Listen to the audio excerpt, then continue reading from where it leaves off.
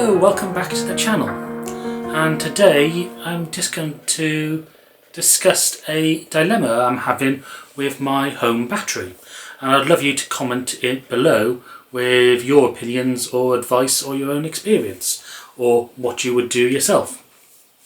But before I go on, please make sure you hit that subscribe button.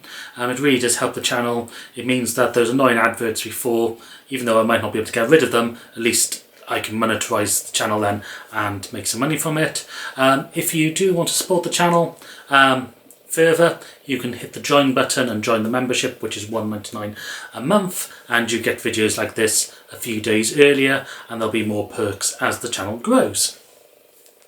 Okay, so this is in my series about my solar journey, so this is my own experience of using green tech.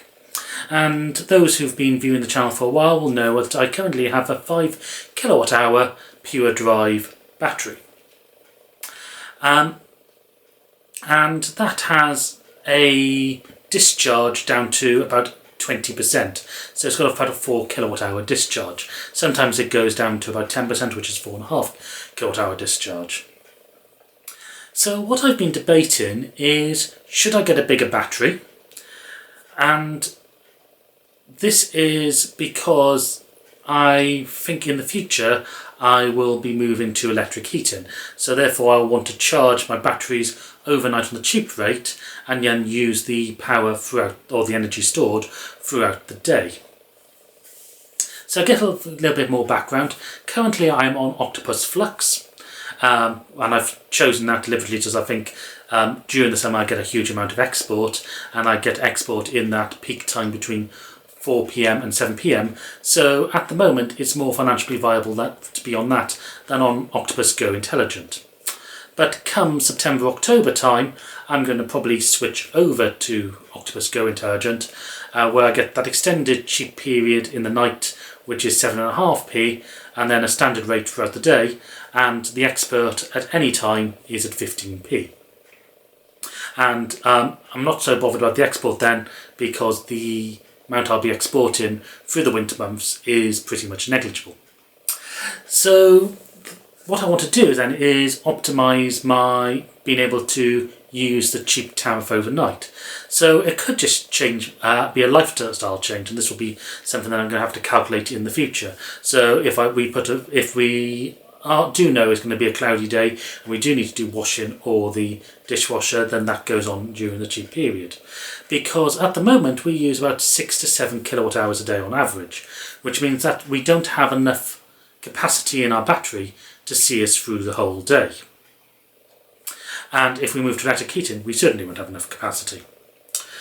So there is very little point financially of just upgrading or increasing the size of the battery to cover us through the day, because we estimate that we're going to spend about £100 a year on import of electricity.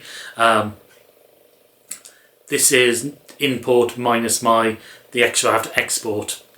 If you watch my other videos, I'll explain it better in that, about my monthly consumption. But effectively, I charge my battery overnight on a cheap rate, and then my exported solar, even during the daytime rate, is worth more. So I've been doing that. So even though I get more import, the amount I get for export cancels that out. So my actual amount that I actually need to import would only amount to about £100 to £150, which over the payback of a battery, which as you'll see is nearly a couple of thousand, it's not worth it.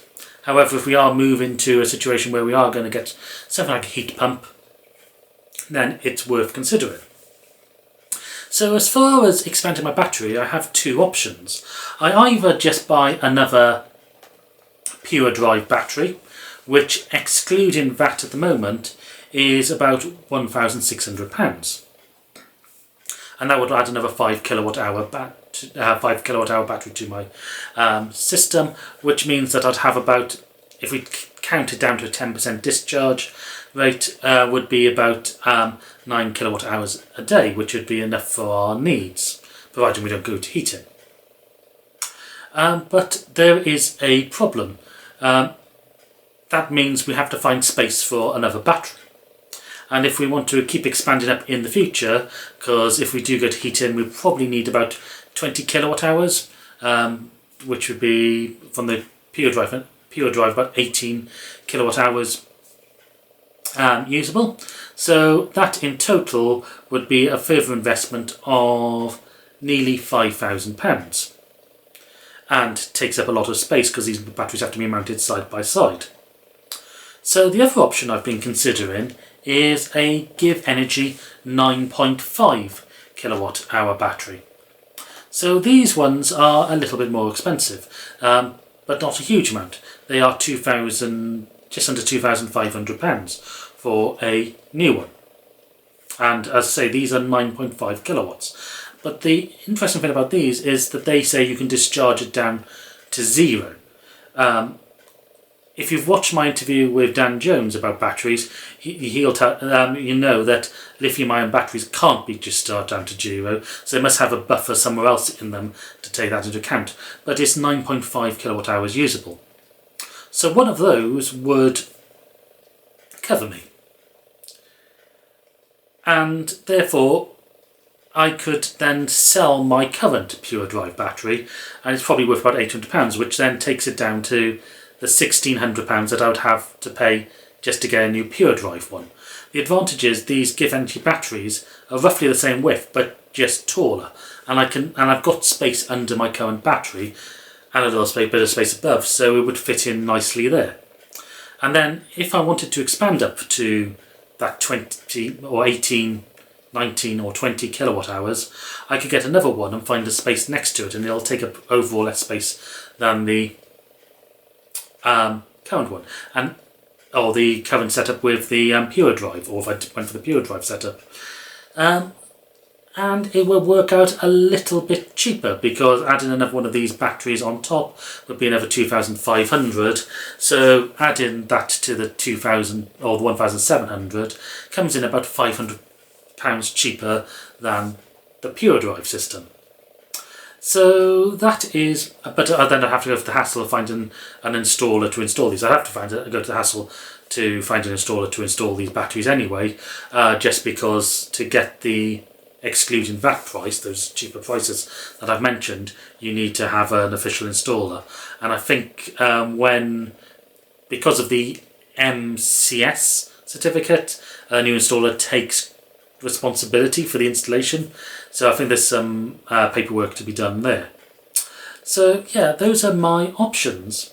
As I say, please subscribe first of all, and then just comment below. What are your opinions? What are you thinking? Are you in a same scenario? If you're from Givenergy or Puredrive, please comment as well. Say why your product is better than your competition. So yeah, thank you for watching. I look forward to reading your comments, and I'll see you in another video very soon.